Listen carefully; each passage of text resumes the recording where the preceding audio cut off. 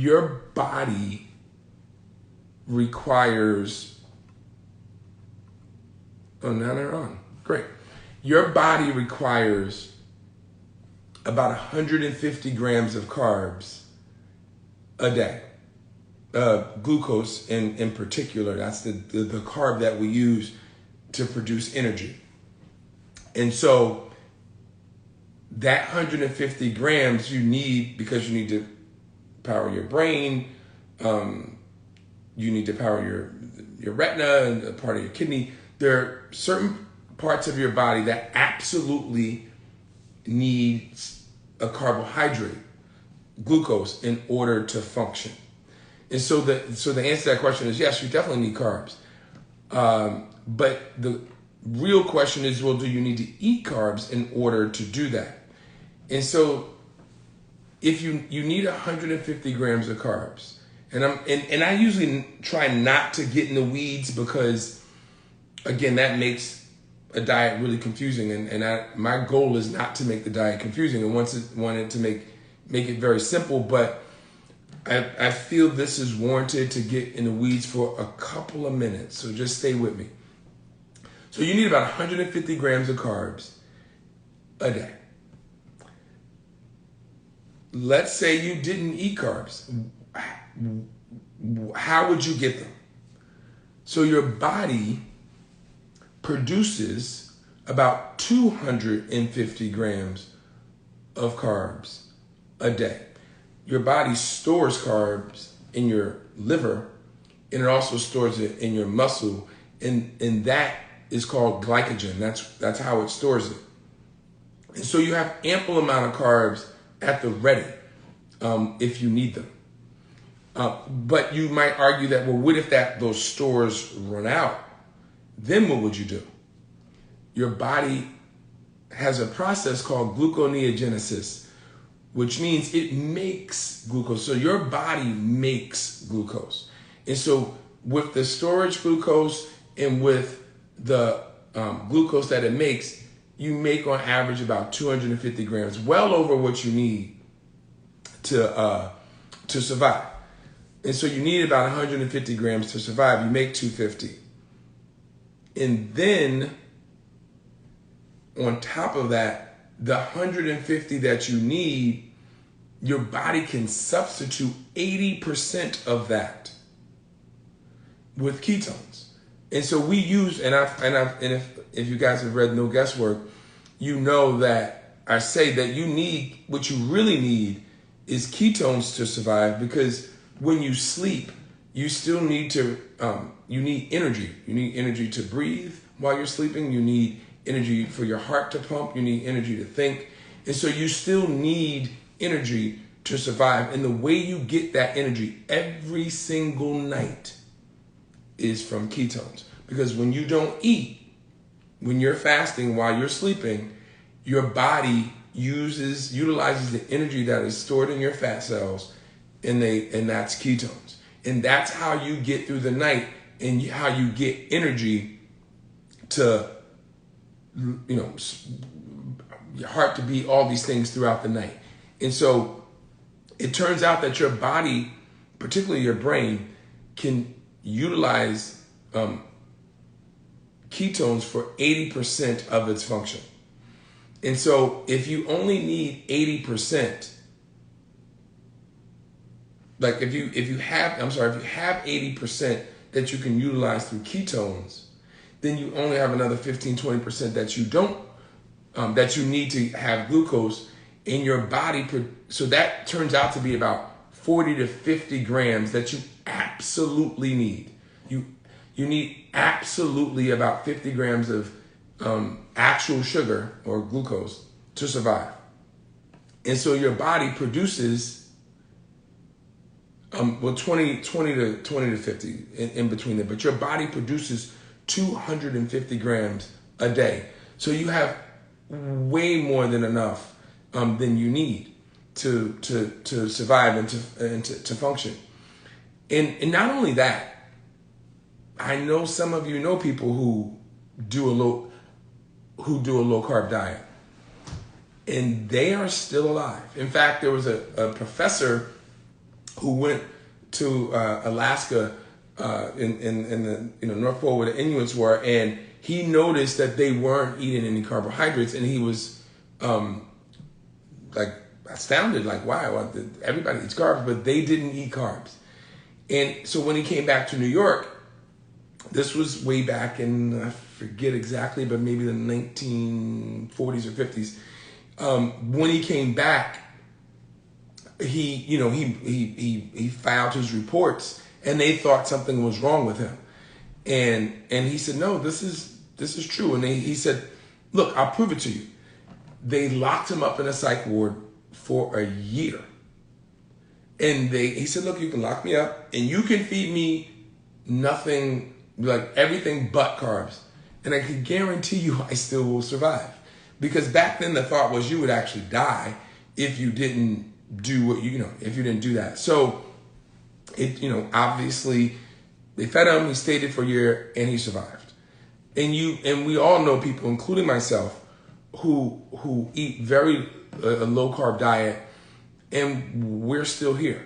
And so the Institute of Medicine states, and this is the institute where all the scientists, the leading scholars, they look at things like the vitamin requirements that you need, the nutrient requirements that you need, and they look at all these things, and they decide, what the recommendation should be. And it turns out that they have a very eloquent, write-up about how many carbs you need to survive. And their conclusion is that you need to eat 0 carbs to survive. And they go through it, basically what I just told you, and they break it down why you don't need carbs, because you need about 150 to survive. You make about 250. Your body can use ketones to replace carbs in about 80% of that, which means you only need about 25 to 50 grams of carbs, which means you have 6 to 8 times more excess carbs just hanging around that you make on your own, because you can make carbohydrates through protein in a process, like I said, called gluconeogenesis. So the long and short of it is that you do not need carbs to survive, and you also don't need carbs to be healthy. Because a low-carb Mediterranean diet, which we recommend and promote in No Guesswork, is a very healthy diet, and it's sustainable. And so I just wanted to clear that up, because it's like, people say, and that's why I wrote in the book, is eating a low-carb diet dangerous? It's not dangerous. It is very healthy, in fact. You can do a bad diet on any diet. Like, I have vegan patients who have really poorly controlled diabetes, heart attacks, strokes, and it's because even though they're vegan, it's not a well-formulated vegan diet. Same with a low-carb diet. You can do a low-carb diet and really, eat all the bacon and all the things, like all the processed foods that you want, and that is also a bad diet. But on both of those diets, so a vegan diet, you can do a very well-formulated vegan diet and live very healthy. And the same is true with the low-carb diet. If you do a well-formulated, healthy low-carb diet, you will do well. It has nothing to do with you needing carbs. In fact, in medical school, you learn that there are 3 macronutrients: carbohydrates, protein, and fat. So those 3 things: carbohydrates, proteins, and fats. The only one that is not essential for life, and you learn this in medical school, is carbohydrates. They're protein and fats. They're non-essential proteins that you need to live. And then there are 2 essential fats that you need to live. There are no essential carbohydrates that you need to live. In fact,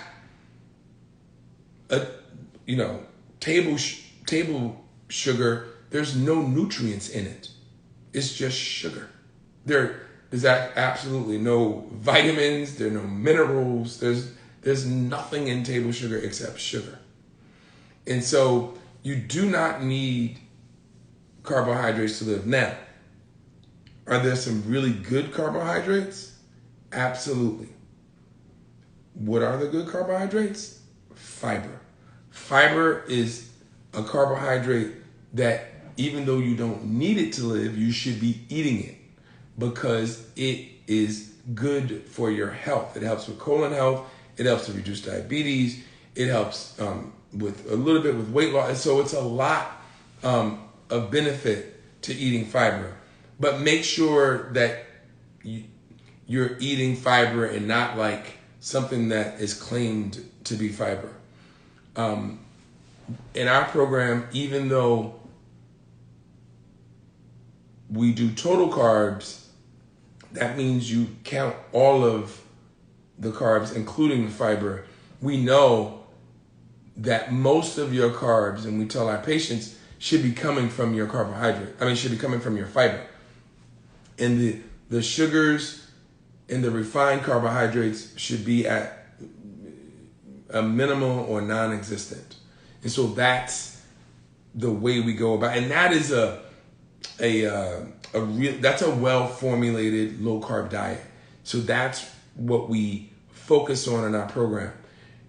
But to recap,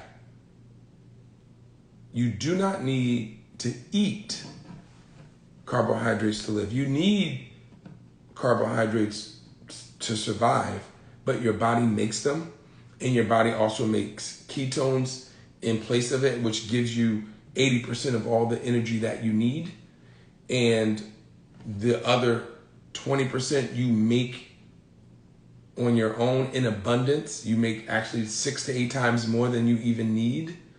And so there is no reason that you would need to consume it. Now, you can consume it, but as we've discussed in this forum before and in the book, No Guesswork, we talk about how if you eat sugar and refined carbohydrates, it's going to increase your insulin levels.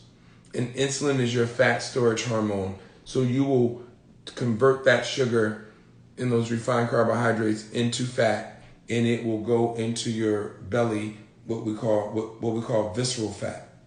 And so this is the reason why we make a big deal about limiting the amount of carbohydrates you eat. Now, I know carbohydrates are tasty, but there's so many other tasty alternatives, and we talk about them in the book, but you can find a lot of them online. You can go to the No Guesswork group, and people. There's a lot of back and forth in chats, and then and you can learn websites and different things, so you can find a lot of these different things and then explore, and then also share yourself, because it's a community. It's a community, and so this is how the knowledge gets out there, because someone will share with somebody else, like, oh yeah, I tried that, or you should go here, or Costco has this, or whatever it is. And so I encourage you to join the No Guesswork group. We have a private group, and then we just have a page, and I'd like you to engage and talk to the community, because the community is growing, which I'm excited about. Like I said, I was kind of busy these last few days, so it was tough for me to get on, but I'm back. So we're all good. So let me see if there were any pressing questions, and if not, I'm gonna continue this conversation in a different form next week, because there's some other things about it that we didn't discuss today, but we will, because the goal is to make it simple, to make it not confusing. That's why I call the book No Guesswork, and to help you get to a healthier weight.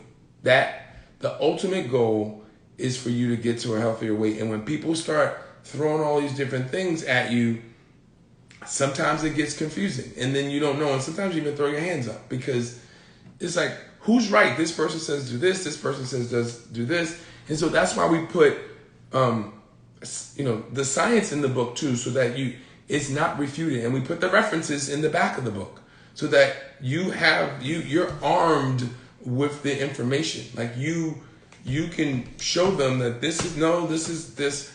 Look at the Institute of Medicine, page 704. Like, you know what I mean? Like, you can because people just say things, and a lot of times, like, where'd you get that from?